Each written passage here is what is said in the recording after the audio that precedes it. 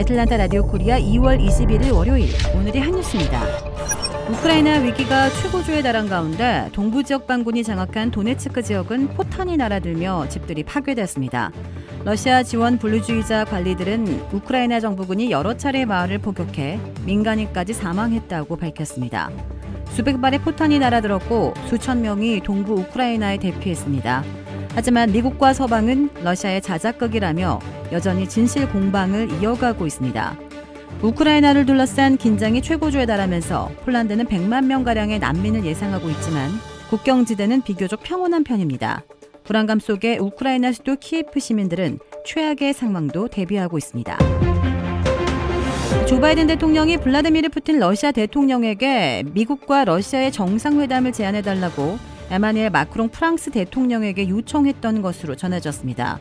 외신들에 따르면 프랑스 대통령실인 엘리제궁 관계자는 이같이 밝히고 우리는 서서히 상황을 바꾸고 있다고 말했습니다.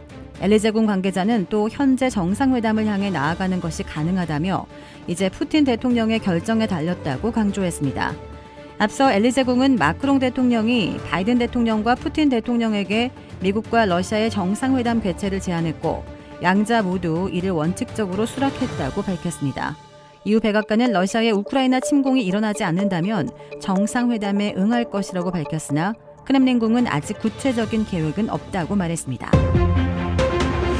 코로나19 유행이 점차 마무리 단계로 접어들겠지만 마치 독감처럼 매년 백신을 맞아야 할 것이라고 모더나의 폴 버튼 최고 책임자가 밝혔습니다. 폴 버튼 최고 책임자는 결국 우리는 코로나19와 함께 살아가게 될 것이라며 이같이 말했습니다.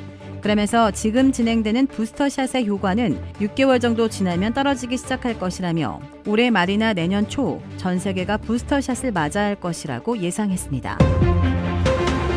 미국 내 자동차 재고 부족 사태로 미국민들의 82%나 스티커 프라이스보다 웃돈을 주고 새 차를 구입하고 있습니다.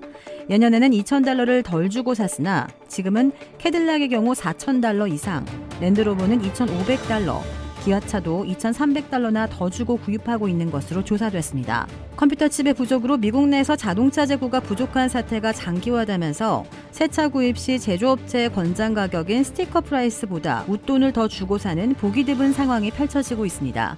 팬데믹 이전에는 새 차를 살 때 스티커 프라이스보다 평균 $2,000는 깎고 구입했었는데 지금은 웃돈을 주어야 빨리 살 수 있다는 뜻입니다. 한국의 여야 대선 후보 4인의 중앙선거관리위원회 주관 첫 TV토론에서는 이날의 주제인 경제 이슈는 물론 대장동 의혹 등 도덕성 이슈에 이르기까지 전방위에 걸쳐 후보 간의 치열한 전선이 형성됐습니다. 우선 더불어민주당 이재명 대선 후보와 국민의힘 윤석열 대선 후보는 대장동 의혹과 배우자 의혹 그리고 추가 경정 예산안 등을 놓고 치열한 설전을 벌였습니다. 정의당 심상정 후보와 국민의당 안철수 후보도 양강 후보가 내놓은 코로나 대응책과 경제정책의 허점을 지적하며 날카로운 공세를 펼쳤습니다.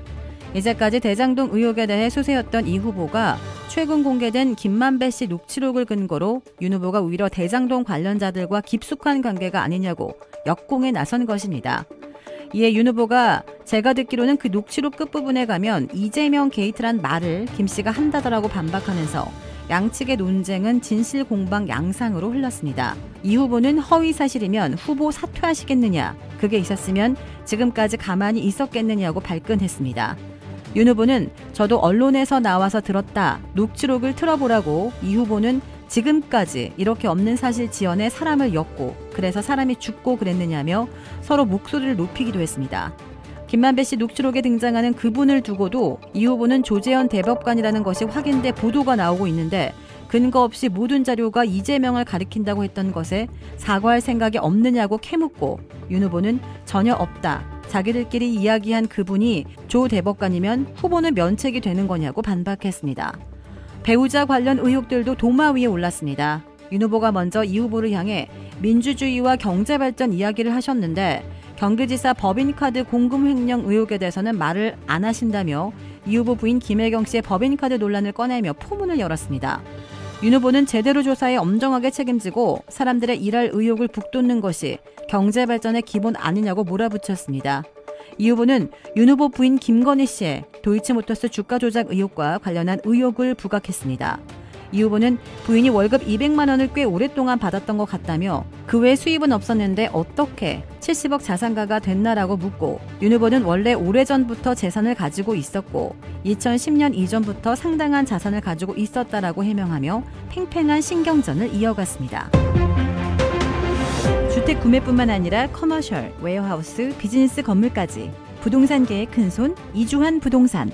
크레딧 카드 빚 최대 80%까지 탕감. 크레딧은 지켜드리고 빚은 줄여드리는 O3 컨설팅이 오늘의 한 뉴스를 후원합니다.